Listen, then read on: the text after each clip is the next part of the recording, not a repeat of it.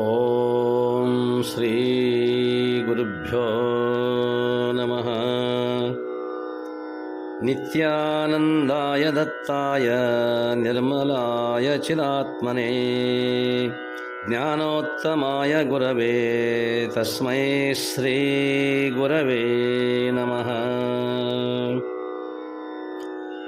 ಶ್ರೀ ಭಗವಾನುವಾಚ ದೇಹಿನೋಸ್ಮಿನ್ ಯಥಾ ದೇಹೇ ಕೌಮಾರಂ ಯೌವನಂ ಜರಾ ತಥಾ ದೇಹಾಂತರ ಪ್ರಾಪ್ತಿಃ ಧೀರಸ್ತತ್ರ ನ ಮುಹ್ಯತೆ.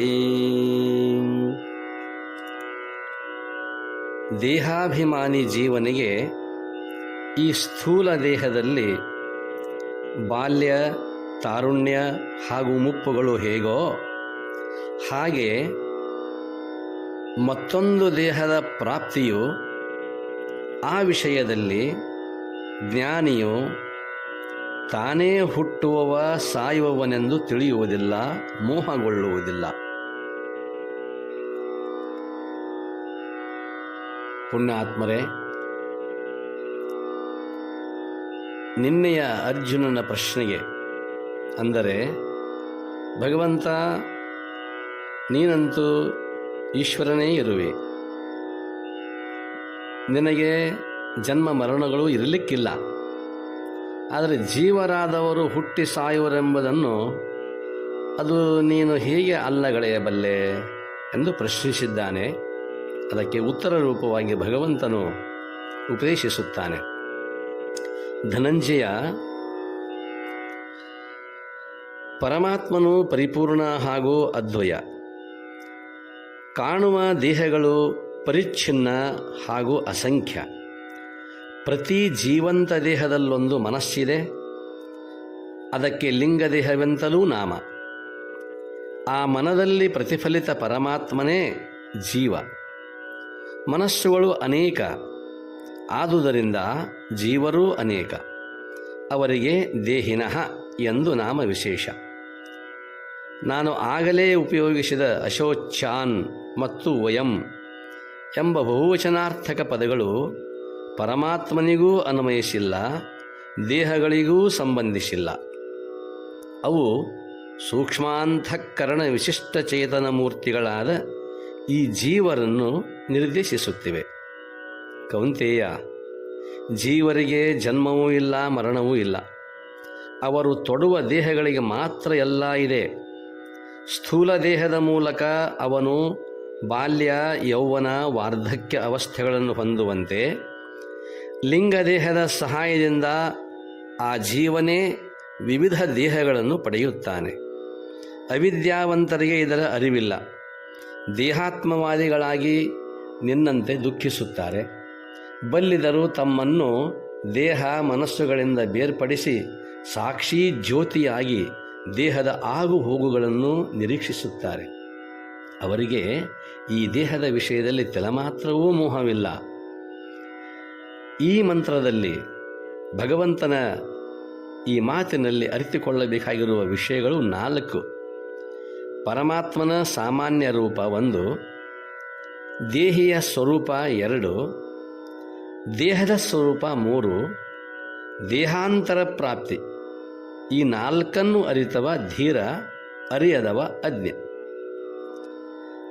ಹಾಗಾದರೆ ಪರಮಾತ್ಮ ಎಂದರೆ ಏನು? ಮೊದಲನೆಯದಾಗಿ ಏಕೋ ದೇವ ಸರ್ವಭೂತಾಂತರಾತ್ಮ ಶ್ರುತಿವಾಕ್ಯ ಹೇಳುತ್ತದೆ. ದೇವನು ಒಬ್ಬ. ಆ ಪರಾಶಕ್ತಿಯಿಂದ ಈ ಭೂಮಿಯವರೆಗೆ ವ್ಯಾಪಿಸಿರುವ ಸರ್ವತತ್ವಗಳ ಅಂತರಾತ್ಮ. ಜಡ ಹಾಗೂ ಅಜಡ ವಸ್ತುಗಳ ಅಂತರ್ನಿವಾಸಿ. ಅವನು ನಿಶ್ಚೀಮನಾದುದರಿಂದ ಅಖಂಡ, ನಿರ್ಲಿಪ್ತ, ಜಾಗ್ರ, ಸ್ವಪ್ನ, ಸುಪ್ತಿ, ತುರಿಯ, ತುರ್ಯಾತೀತವೆಂಬ ಪಂಚ ಅವಸ್ಥೆಗಳ ಮೇಲೆ ಮಿರುಗುವ ಪರಂಜ್ಯೋತಿ. ಅವಸ್ಥೆಗಳು ಸಾತಿಶಯ ಸೂಕ್ಷ್ಮ, ಅವನು ನಿರತಿಶಯ ಸೂಕ್ಷ್ಮ. ಇನ್ನು ಎರಡನೆಯದಾಗಿ ದೇಹ ಎಂದರೇನು? ಇದು ಸಾಮಾನ್ಯವಾಗಿ 2 ವಿಧ. ಒಂದು ಸ್ಥೂಲ ದೇಹ, ಒಂದು ಸೂಕ್ಷ್ಮ ದೇಹ. ಆ ಸೂಕ್ಷ್ಮ ದೇಹಕ್ಕೇ ಲಿಂಗ ದೇಹ ಎಂದು ಕರೆಯುತ್ತಾರೆ. ಸ್ಥೂಲ ದೇಹ ಅತೀ ಜಡ, ಭೌತತತ್ವಗಳ ಕೃತಿ. ಅದಕ್ಕೆ ಸ್ವಪರ ಭಾನವಿಲ್ಲ. ಈ ದೇಹದ ಒಳಗಿರುವುದು ಲಿಂಗದೇಹ. ಅದು ಮನ ಬುದ್ಧಿ ಸ್ಮರಣಗಳಿಂದ ಉಂಟಾಗಿದೆ. ಅದು ಕಾರ್ಯಶೀಲ. ಅದರ ಶಕ್ತಿ ಪಡೆದೇ ದೇಹ ಬೆಳೆಯುವುದು, ಕ್ಷಯಿಸುವುದು. ಇಂದ್ರಿಯಗಳು ಪ್ರಾಣಗಳು ವ್ಯವಹರಿಸುವವು. ಲಿಂಗದೇಹವು ಭಾವನೆಗಳ ತಾಣ, ಸಂಸ್ಕಾರಗಳ ಸಂಗ್ರಹ ಭೂಮಿ, ಅಹಂಕಾರದ ಕ್ರೀಡಾರಂಗ. ಸುಖ ದುಃಖ ಮಾನ ಮೋಹ ಎಲ್ಲ ಬಾಳುವುದು ಆ ದೇಹದಲ್ಲಿಯೇ. ಸ್ಥೂಲ ದೇಹವು ಕಾಲಾಂತರದಲ್ಲಿ ತನ್ನಿಂದ ತಾನೇ ನಾಶವಾಗುವುದು. ಲಿಂಗದೇಹ ಹಾಗೆ ನಾಶವಾಗುವಂಥದ್ದಲ್ಲದು. ಜೀವ ಶಿವೈಕ್ಯ ಉಂಟಾಗುವವರೆಗೂ ಅದು ಬಾಳುತ್ತದೆ. ಇನ್ನು ದೇಹಿನ್ ಎಂದರೇನು? ಸೂಕ್ಷ್ಮ ದೇಹದಲ್ಲಿ ಮೂಡಿದ ದೇವ ಪ್ರತಿಬಿಂಬ ಅದು. ದೇವನಂತೆ ಅಜಡ, ನಿತ್ಯ, ಅಖಂಡ. ಮನದ ಸಂಬಂಧದಿಂದ, ಅಂದರೆ ಮನಸ್ಸಿನ ಸಂಘಾತದಿಂದಾಗಿ ಅನಿತ್ಯ ಹಾಗೂ ಖಂಡಿತ ಭಾವ ತಳೆದಿದ್ದಾನೆ ಈ ಜೀವ. ಇವನು ಏಕನಲ್ಲ, ಅನೇಕ. ದೃಷ್ಟಾಂತ ಕೊಡುವುದಾದರೆ, ಅನೇಕ ಕೊಡಗಳು ಇವೆ. ಅವುಗಳಲ್ಲಿ ಬೇರೆ ಬೇರೆ ಬಣ್ಣದ ನೀರು ತುಂಬಿದೆ. ಸೂರ್ಯನು ಮಾತ್ರ ಒಬ್ಬನೇ. ಕೊಡಗಳು ಆ ನೀರಿನ ಬಣ್ಣ ಭಿನ್ನ ಭಿನ್ನವಾಗಿದ್ದರೂ ಕೂಡ ಪ್ರತಿಬಿಂಬಿತವಾಗಿರುವಂಥ ಸೂರ್ಯನು ಮಾತ್ರ ಒಬ್ಬನೇ. ಅವನ ಪ್ರತಿಬಿಂಬವು ಘಟಜಲದಲ್ಲಿ ಮೂಡುವುದು. ಘಟ ಜಲ ಭಿನ್ನ ಭಿನ್ನವಾದುದರಿಂದ ಅದರಲ್ಲಿನ ಮೂಡಿದ ಸೂರ್ಯ ಛಾಯೆ ಕೂಡ ವಿವಿಧವಾಗಿ ತೋರುವುದು. ಉಪಾಧಿ ಎನಿಸುವ ಜಲವೆಲ್ಲ ಅರುತಾಗ, ಬತ್ತಿದಾಗ ಅಲ್ಲಿರುವ ಪ್ರತಿಬಿಂಬಗಳು ಸೂರ್ಯನಲ್ಲಿ ಮಾಯವಾಗುವವು. ಹಾಗೆಯೇ ದೇಹಗಳೂ ಕೂಡ. ಲಿಂಗ ಶರೀರ ಎನಿಸುವ ಅಂತಃಕರಣವು ಜಲ. ಸತ್ವ ರಜ ತಮಗುಣಗಳ ತರತಮ ಮಿಶ್ರಣದಿಂದಾಗಿ ಆ ಜಲ ದೇಹದಿಂದ ದೇಹಕ್ಕೆ ಭಿನ್ನ ಭಿನ್ನವಾಗಿದೆ. ಪರಮಾತ್ಮನೂ ಸೂರ್ಯ ಒಬ್ಬನೇ. ಅವನ ಜ್ಞಾನ ಪ್ರತಿಬಿಂಬವು ಅಂತಃಕರಣದಲ್ಲಿ ಮೂಡುವುದು. ಅದೇ ಜೀವ. ಅಂತಃಕರಣಗಳು ಗುಣಾನುಸಾರ ಅಸಂಖ್ಯವಾದುದರಿಂದ ಜೀವರು ಅಸಂಖ್ಯ. ಎಷ್ಟೆಂದರೆ ಮಹಾಸಾಗರದ ಬಿಂದುಗಳಷ್ಟು. ಅಂತಃಕರಣವೆಂಬ ಜಲ ಅರತಾಗ, ಬತ್ತಿದಾಗ ಆ ಜೀವರೂ ಕೂಡ ಅನಂತತೆಯಲ್ಲಿ ಲೀನವಾಗುವರು. ಜೀವರಲ್ಲಿ 3 ಬಗೆ. ಜಡಜೀವರು ಅಂದರೆ ತಮ್ಮ ಬಿಂಬ ಮರೆತು ಮನ ಹಾಗೂ ದೇಹ ಉಪಾಧಿಗಳಲ್ಲಿ ತಾದಾತ್ಮ್ಯ ತಳೆದವರು. ಇವರಿಗೆ ಜನ್ಮ ಮರಣಾದಿ ಭಾವವಿದೆ. ಇವರ ದೃಷ್ಟಿಯಲ್ಲಿ ಕಾಣುವುದು ಅಷ್ಟೇ ಸತ್ಯ, ಉಳಿದುದೆಲ್ಲ ಅಸತ್ಯ. ಇವರ ಮತಿ ಮೂಢ, ವಿಷಯ ರಥ. ಇವರಿಗೆ ಲೌಕಿಕ ಅಥವಾ ಚಾರ್ವಾಕ ಜೀವಿಗಳೆನ್ನೋಣ. ಚಾರ್ವಾಕ, ಭೌತಿಕ, ಲೌಕಿಕ ಎಂದರೆ ಇವರಿಗೆ ಮೋಕ್ಷವೆಂಬ ಕಲ್ಪನೆಯೇ ಇಲ್ಲ. ಮರಣಂ ಏವ ಅಪವರ್ಗ. ಸಾವು ಅನ್ನುವಂಥದ್ದೇ ಇವರಿಗೆ ಸ್ವರ್ಗ. ಅವರು ಹೇಳ್ತಾರೆ, ಭಸ್ಮೀಭೂತಸ್ಯ ದೇಹಸ್ಯ ಪುನರಾಗಮನಂ ಕುತಃ ತಸ್ಮಾತ್ ಋಣಂ ಕೃತ್ವ ಘೃತಂ ಪಿಬೇತ್. ಸಾಲ ಮಾಡಿ ತುಪ್ಪ ಕುಡಿ, ಆದರೆ ಮುಂದೆ ಹುಟ್ಟುತ್ತೇನೆಂಬ ಭರವಸೆಯನ್ನಿಟ್ಟುಕೊಳ್ಳಬೇಡ. ಇರುವ ಜನ್ಮವನ್ನು ಆನಂದವಾಗಿ ಕಳೆ. ಇದು ಚಾರ್ವಾಕ ಮತ. ಇನ್ನು 2ನೇದವರು ಪಕ್ವಜೀವರು. ತಮ್ಮ ಮೂಲ ಜ್ಞಾನ ಭಾಸ್ಕರನನ್ನು ಅರಿತವರು. ದೇಹಗತ ಹಾಗೂ ಮನೋಗತ ಗುಣಗಳು ಇವರನ್ನು ಬಾಧಿಸುವುದೇ ಇಲ್ಲ. ಸದಾ ನಿರ್ಲಿಪ್ತ ಭಾವ, ಸದಾ ದಿವ್ಯಾತ್ಮ ದೃಷ್ಟಿ. ದೈಹಿಕ ಕುಂದು ಕೊರತೆ, ವೃದ್ಧಿ ಸಮೃದ್ಧಿಗಳು ಇವರನ್ನು ವಿಚಲಿತಗೊಳಿಸಲಾರವು. ಏಕೆಂದರೆ ಇವರು ಉಪಾಧಿ ಕಲ್ಪನೆ ತೊರೆದು ಚಿನ್ಮಯಾತ್ಮನಲ್ಲಿ ಒಂದಾಗಿದ್ದಾರೆ. ನಾನು ದೇಹವಲ್ಲ, ಪರಮ ಆತ್ಮ. ನನಗೆ ದೇಹದ ವಿಕಾರಗಳೇ ಇಲ್ಲ. ದೇವನಂತೆ ನಿರ್ವಿಕಾರ, ಅಮರ. ಇದು ಇವರ ದೃಷ್ಟಿ. ಇನ್ನು ಅಪಕ್ವ ಜೀವರು. ಜಡರಂತೆ ಅಜ್ಞರಲ್ಲ, ಪಕ್ವ ಜೀವರಂತೆ ಪರಿಪೂರ್ಣ ಸುಜ್ಞರೂ ಅಲ್ಲ. ಇವರಲ್ಲಿ ದೇವ ಜೀವ ದೇಹಗಳ ಜ್ಞಾನವಿದೆ. ಆದರೆ ಜಡ ಜಗದ ವ್ಯಾಮೋಹ ಹರಿದಿಲ್ಲ. ಹಿರಿತನದ ಜಾಣತನದ ಅಭಿಮಾನಕ್ಕೆ ಇವರು ಆಸ್ಪದ ಕೊಟ್ಟಿದ್ದಾರೆ. ಒಮ್ಮೆ ತತ್ವಜ್ಞಾನಿಗಳಂತೆ ಸಂತಸ ಪಡುತ್ತಾರೆ, ಮತ್ತೊಮ್ಮೆ ಲೌಕಿಕರಂತೆ ಕಣ್ಣೀರು ಸುರಿಸುತ್ತಾರೆ.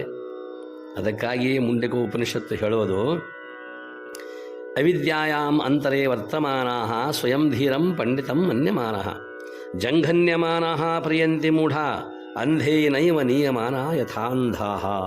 ಇವರು ಅವಿದ್ಯೆಯ ಮಧ್ಯದಲ್ಲಿ ಬಾಳುತ್ತಾರೆ. ತಮಗೆ ತಾವೇ ಧೀರ ಪಂಡಿತ ಎಂದು ತಿಳಿಯುತ್ತಾರೆ. ಅಂಧನಿಂದ ಒಯ್ಯಲ್ಪಡುವ ಅಂಧರಂತೆ, ಬಳ್ಳಿಗುರುಡರು ಕೂಡಿ ಹಳ್ಳವನ್ನು ಬಿದ್ದಂತೆ ಎಂಬ ಸರ್ವಜ್ಞನ ವಚನದಂತೆ ಇವರು ಸಂತಾಪಪಟ್ಟು ಜೀವನದಲ್ಲಿ ವಿವಿಧ ಪೆಟ್ಟು ತಿಂದು ಭ್ರಮಣ ಮಾಡುತ್ತಾರೆ. ಅರ್ಜುನನು ಇವರ ವರ್ಗಕ್ಕೆ ಸೇರಿದ್ದಾನೆ. ಅವನ ಮಾತಿನಲ್ಲಿ ಪಾಂಡಿತ್ಯವಿದೆ, ಹೃದಯದಲ್ಲಿ ಕಾರ್ಪಣ್ಯವಿದೆ. ಇನ್ನು 4ನೆಯದು ದೇಹಾಂತರ ಪ್ರಾಪ್ತಿ. ಸ್ಥೂಲ ದೇಹಕ್ಕೆ ಸಂಬಂಧಿಸಿ ಜೀವನು ಬಾಲ್ಯ, ತಾರುಣ್ಯ, ಜರಾವಸ್ಥೆ ಹೊಂದುತ್ತಾನೆ. ಮುದ್ದುರಾಮ ಹೇಳುತ್ತಾನೆ, ಬಾಲ್ಯದಲ್ಲಿ ಬಲು ಬಯಸಿ ಆಡಿದಾಟಿಕೆಯಲ್ಲ, ಬಾಲ್ಯದಲ್ಲಿ ಬಲು ಬಯಸಿ ಆಡಿದಾಟಿಕೆಯಲ್ಲ, ಮೂಲೆ ಗುಂಪಾಗುವುದು ತಾರುಣ್ಯದಲ್ಲಿ. ಕುಡಿಮೀಸೆ ಕನಸುಗಳು ಅಂತ್ಯ ವೃದ್ಧಾಪ್ಯದಲ್ಲಿ, ಸ್ಥಿರವಲ್ಲ ಬಯಕೆಗಳು ಮುದ್ದು ರಾಮ, ಸ್ಥಿರವಲ್ಲ ಬಯಕೆಗಳು ಮುದ್ದು ರಾಮ. ಇಲ್ಲಿ ನೋಡಿ, ಅವಸ್ಥೆಗಳು ಭಿನ್ನವಾಗುತ್ತವೆ. ತಾರುಣ್ಯದಲ್ಲಿ ಅವನಿಗೆ ಬಾಲ್ಯದ ನೆನಹು, ಜರೆಯಲ್ಲಿ ಅಂದರೆ ಮುಪ್ಪಾವಸ್ಥೆಯಲ್ಲಿ ಬಾಲ್ಯ ಯೌವನದ ಸ್ಮರಣ. ಅಂದರೆ ಅವಸ್ಥೆಗಳು ಬಂದು ಹೋದರೂ ಅವುಗಳನ್ನು ಅನುಭವಿಸಿದ ಜೀವ ಮಾತ್ರ ಒಬ್ಬನೇ, ಅವನು ಸ್ಥಿರ.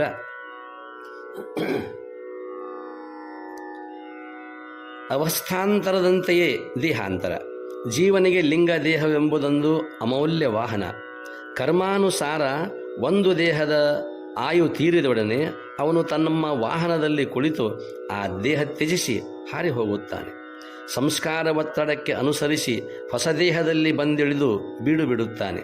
ಅವನು ಬಂದು ನೆಲೆಸಿದ್ದೇ ದೇಹದ ಹುಟ್ಟು, ಅವನು ಬಿಟ್ಟು ಹೋದಾಗ ದೇಹದ ಸಾವು. ಕಾಲಕಾಲಾಂತರದಿಂದ ಈ ಜೀವನ ಪ್ರಯಾಣ ಸಾಗಿದೆ. ಅವನು ಕೋಟ್ಯಾಂತರ ದೇಹ ಪಡೆದು ತೊರೆದಿದ್ದಾನೆ, ಇನ್ನೂ ಕೋಟ್ಯಾಂತರ ದೇಹ ಪಡೆಯಲಿದ್ದಾನೆ. ಇದರರ್ಥ ಜೀವನು ಅವಿನಾಶಿ, ದೇಹಗಳು ಮಾತ್ರ ವಿನಾಶಶೀಲ. ಜೀವನ ನೆಲೆಮನೆಯಾದ ಅಂತರಂಗದಲ್ಲಿ ಹಿಂದಿನ ಎಲ್ಲ ಜನ್ಮಗಳ ಸಂಸ್ಕಾರಗಳಿವೆ. ಆದರೆ ಅವನಿಗೆ ಅವು ಸ್ಫುಟವಾಗಿ ಸ್ಮರಣೆಗೆ ಬಾರದಾಗಿವೆ. ಅದಕ್ಕೆ ಕಾರಣ ಲುಪ್ತ ಶಕ್ತಿಯ ಆಚ್ಛಾದನ. ಆದ್ದರಿಂದ ಇಲ್ಲಿ ಪರಮಾತ್ಮ, ಜೀವಾತ್ಮ, ದೇಹಾಂತರ ಪ್ರಾಪ್ತಿ ಇವುಗಳ ಸುಸ್ಪಷ್ಟ ಕಲ್ಪನೆ ಉಳ್ಳವನು ಜ್ಞಾನಿ. ದೇಹಾದಿಗಳನ್ನೆಲ್ಲ ಸಾಕ್ಷಿಯಾಗಿ ನಿಂತು ನೋಡುವವ ಧೀರ. ಆದ್ದರಿಂದ ಉಪನಿಷತ್ತೇ ಹೇಳುವ ಹಾಗೆ ಧೀರರು ಉಪನಿಷದ್ವಿದ್ಯೆಯ ಪರಮ ಅರ್ಥಭೂತವಾದ ವಿಶ್ವಚೈತನ್ಯ ದೇವನನ್ನು ಅಪರೋಕ್ಷ ಮಾಡಿಕೊಂಡಿದ್ದಾರೆ. ಕರ್ಮಫಲಾಸಕ್ತಿ ತ್ಯಾಗಯೋಗದಿಂದ ಅವರ ಅಂತಃಕರಣ ಶುದ್ಧವಾಗಿದೆ. ಅವರು ಮರಣಕಾಲದಲ್ಲಿ ದೇಹತ್ಯಾಗ ಮಾಡಿ ಬ್ರಹ್ಮಲೋಕಕ್ಕೆ ಹೋಗುತ್ತಾರೆ, ಪರಮ ಅಮೃತ ಸ್ವರೂಪರಾಗಿ ಮುಕ್ತರಾಗುತ್ತಾರೆ. ಅಂಥ ಧೀರರು ವಿಶ್ವ ವಿಷಯಗಳಿಗೆ ಮರುಳಾಗುವುದಿಲ್ಲ, ಜನ್ಮ ಮರಣಗಳ ಚಕ್ರದಲ್ಲಿ ಸಿಲುಕುವುದಿಲ್ಲ. ದೇಹಾದಿ ಜಡ ವಸ್ತುಗಳಾಗಿ ಅವರು ಎಂದಿಗೂ ಚಿಂತಿಸರು. ಇಷ್ಟೆಲ್ಲ ಉಪದೇಶವನ್ನು ಭಗವಂತನು ಮಾಡಿದ ನಂತರದಲ್ಲಿ ಅರ್ಜುನ ಮತ್ತೆ ಪ್ರಶ್ನಿಸುತ್ತಾನೆ, ಭಗವಂತ ಕೃಷ್ಣ, ಹಿಂದೆ ಗತಿಸಿ ಹೋದ ಅಂದರೆ ಗತ ಮತ್ತು ಆಗಾಮಿ ಮುಂದೆ ಬರುವ ಜನ್ಮಗಳ ಬಗ್ಗೆ ನಾನು ಚಿಂತಿಸುವುದಿಲ್ಲ. ನೋಡಿ, ಅರ್ಜುನ ಪ್ರಶ್ನೆಗಳ ಮೇಲೆ ಪ್ರಶ್ನೆ, ಪರಿಪ್ರಶ್ನೇನ ಅನ್ನುತ್ತಾರೆ ವೇದಾಂತದಲ್ಲಿ. ಹಾಗೆ ಇಲ್ಲಿ ಅವನಿಗೆ ಪ್ರಶ್ನೆಗಳು ಮೂಡ್ತಾ ಇವೆ. ಭಗವಂತ ಹೇಳಿದ್ದು ಹಿಂದಿನ ಜನ್ಮಾಂತರಗಳು, ಮುಂದಿನ ಜನ್ಮಾಂತರಗಳು ಈ ಕುರಿತು ಹೇಳುವಾಗ ಅವನು ಹೇಳುತ್ತಾನೆ, ಅದರ ಬಗ್ಗೆ ನನಗೆ ಚಿಂತೆ ಇಲ್ಲ, ಈಗಿರುವ ದೇಹಕ್ಕಾಗಿ ಚಿಂತಿಸುತ್ತಿರುವೆ. ನೋಡಿ, ಪ್ರಸ್ತುತ ವರ್ತಮಾನ ಕಾಲದ ದೇಹವನ್ನು ಕುರಿತಾಗಿ ಅವನು ಈಗ ಅಲ್ಲಿಗೆ ಬಂದಿದ್ದಾನೆ. ಈ ದೇಹಕ್ಕಾಗಿ ಚಿಂತನೆ ಮಾಡ್ತಾ ಇರುವೆ, ಇದಕ್ಕೆ ಏನಾದರೂ ಉಪಾಯ ಹೇಳಬಾರದೆ ಎಂಬುದು ಅರ್ಜುನನ ಪ್ರಶ್ನೆ. ಇವತ್ತು ದೀರ್ಘವಾಗಿ ಉಪದೇಶ ಮಾಡಿದ್ದಾನೆ. ನಾಳೆ ಈ ಪ್ರಶ್ನೆಗೆ ಉತ್ತರ ನೋಡೋಣ. ಶರಣಾರ್ಥಿಗಳು. ಓಂ ಶಾಂತಿ ಶಾಂತಿ ಶಾಂತಿ.